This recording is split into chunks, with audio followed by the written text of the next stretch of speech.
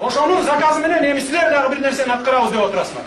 Аткаргыла. Бирок тарых алдында жооп берериңерди унутпагыла. Хадисте дагы пайгамбар айткан.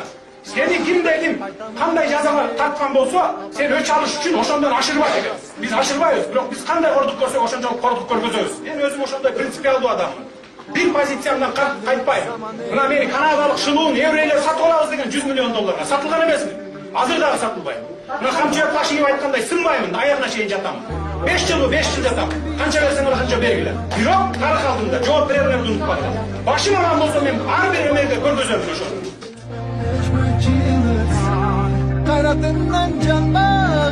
Элибиздин биримдигин жана мамлекетибиздин бүтүндүгүн, коопсуздугун сактоого ант беремин.